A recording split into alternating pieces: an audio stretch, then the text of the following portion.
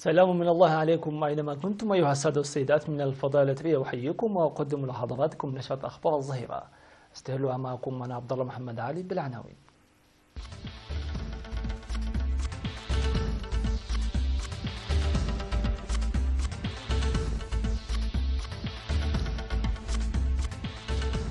إثيوبيا تشارك في القمة الاستثنائية العاشرة للاتحاد الأفريقي. دورة تدريبية لمكافحة الآفات الزراعية. جهود لتطوير قدرات وكلاء الصحة المعلمين. الرئيس السيسي يحصل على 97% في انتخابات الرئاسة المصرية. عشرات القتلى والجرحى في ضربة أفغانية ضد طالبان. اتحاد السكك الحديدية الفرنسية في إضراب متواصل. أهلا بكل التفاصيل. شارك وفد الحكومة الإثيوبية بقيادة سفير البلاد في الاتحاد الأفريقي السيد أرآيا داستا في القمة الاستثنائية العاشرة للاتحاد الأفريقي التي التأمت في العاصمة الرواندية كيغالي في 21 من مارس المنصرم. وانعقدت القمة الاستثنائية بموجب قرار اجتماع المجلس الرئاسي للاتحاد الأفريقي في شهر يناير 2018. ناقش موضوعين هامين وصادق على المتفق عليه. وأتت عملية إقامة منطقة التجارة الحرة للقارة الأفريقية وحرية التنقل في مقدمة المواضيع. وقد أعد الاجتماع وثيقتي اتفاق للنقاشات التي ظلت جارية لسنوات على مختلف المستويات.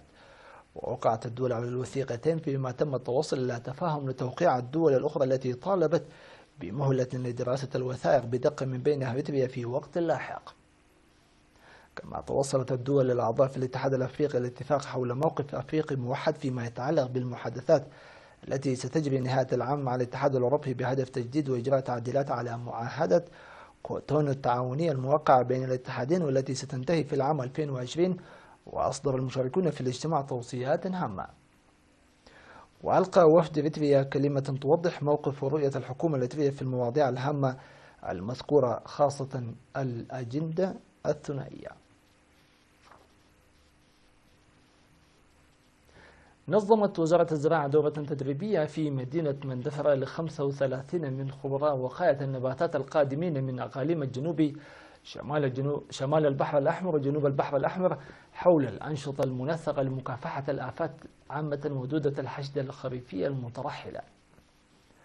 وأوضح مسؤول مكافحة الآفات الزراعية المترحلة في وزارة الزراعة السيد تيدروس يوم أن دودة الحشد الخريفية المتنقلة غير المعروفة في البلاد سابقا قد أحدثت أضرارا كبيرة بالمزارع في أكثر من 40 دولة أفريقية عامة ودول الجوار خاصة في السنوات القليلة الماضية. وأن الدورة التي استمرت من 27 وحتى 31 من مارس المنصرم هدفت للتعرف على طبيعة الآفة الزراعية واتخاذ الجهود المنسقة لمكافحتها.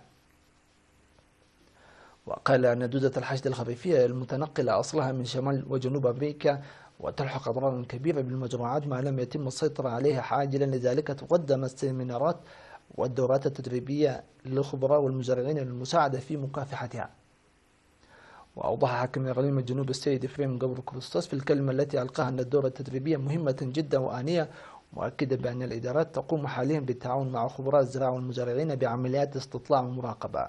وكانت دورة تدريبية مماثلة قد نظمت في مدينة كرن مؤخرا بحضور خبراء الزراعة من أقاليم عنسبة والأوسط والقاشبركة.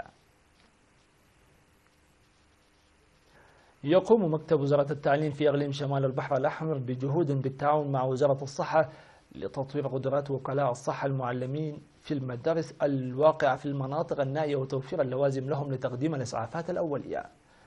وأوضح مسؤول الثقافة والرياضة والصحة في المكتب الأستاذ محمد عبد الله في ختام الدورة التدريبية التي نظمت ل 44 معلما من رياض الأطفال والمدارس الابتدائية من مديريات شعب وفرع وقندع ومصوع ودهلك وقلعلو. ودعا المعلمين لمتابعة صحة الطلاب وتوثيق المشاكل الصحية وحلها بالتفاهم مع أولياء الأمور والمدرسة والمؤسسات الصحية. وأشار مدير قسم متابعة كفاءة التعليم في وزارة التعليم السيد إبراهيم تخلة أن حملات صحية تنظم في المدارس للتعرف على أوضاع الطلاب الصحية للأسنان والعيون والأذن وتقديم الخدمات الصحية للطلاب المرضى. قالت مسؤولة الاتحاد الوطني للمرأة في إقليم جنوب البحر الأحمر السيدة سعدية إبراهيم أن أنشطة التعبئة والتأطير جارية لتمكين المرأة من الاستفادة من الفرص المتاحة وتقوية مشاركتها في التنمية. وأوضحت لدى لقائها العيان هو المرأة في قرى عياقالة ويومن وإيغورولي وحمرتي بمديرية عرعتا عن أهمية الارتقاء بالوعي لرفع مشاركة المرأة في التعليم والتصدي للتحديات الاجتماعية والاقتصادية. وذكرت عن القيام ببرامج واسعة هذا العام لرفع وعي المرأة وتقوية تنظيمها مناشدة لتعزيز الدور المؤثر للأعيان. تبرع المتابعون المقيمون في أبو ظبي كندا وسويسرا بأكثر من 10,500 دولار أمريكي و18,859 فرنك سويسري لتنمية صندوق أمانة الشهداء. وأوضحت وزارة العمل والرعاية الاجتماعية عن تبرع الجالية الإريترية في أبو ظبي بمبلغ 6,307 دولار أمريكي، والجالية الإريترية في هاملتون الكندية ب4,200 دولار أمريكي، والمهتمين الإريتريين في سلوتن وشباب الجبهة الشعبية في سلوتن والجالية الإريترية في زيورخ وارغاو وبازل وليزرن وبيرنا السويسرية ب18,859 فرنك سويسري. المشاهدون الأفاضل، إلى فاصل قصير ثم نوافيكم بالأنباء العالمية.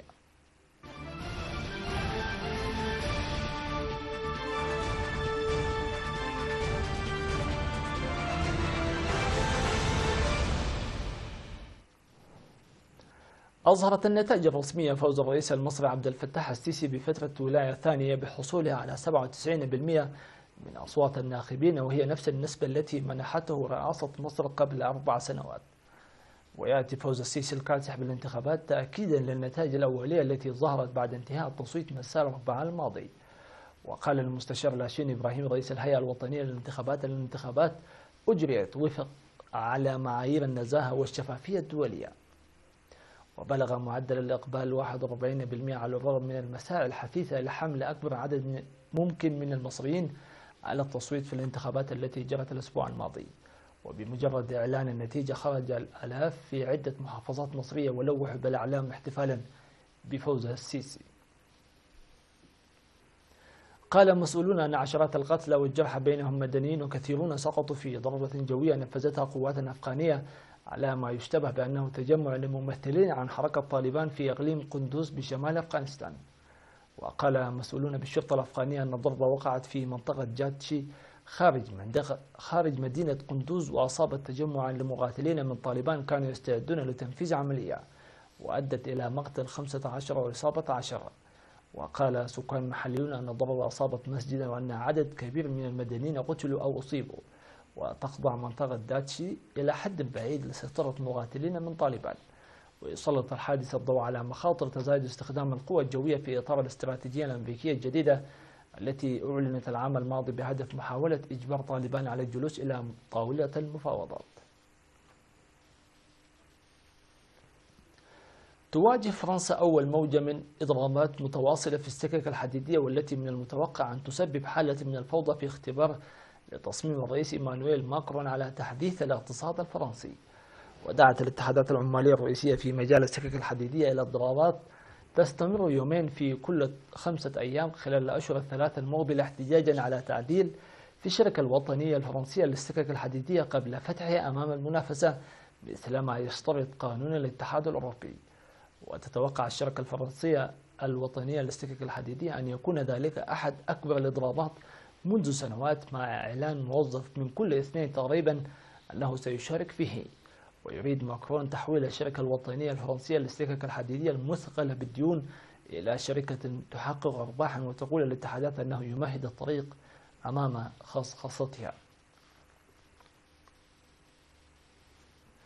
اكتشف العلماء أبعد نجم تسنت رؤيته إلى الآن، وهو نجم أزرق عملاق يقع في منتصف الكون، وأطلق عليه إيكاروس، وهو اسم الشخصية الأسطورية اليونانية القديمة. وقال باحثون أنهم استخدموا تلسكوب إدارة الطيران والفضاء الأمريكي لرصد هذا النجم الذي يفوق ضوئه الشمس 1,000,000 مرة وحرارتها 2 ويقع على بعد 9.3 مليار سنة ضوئية عن الأرض، وهو من النوع النجوم التي يطلق عليها اسم النجوم الزرقاء العملاقة.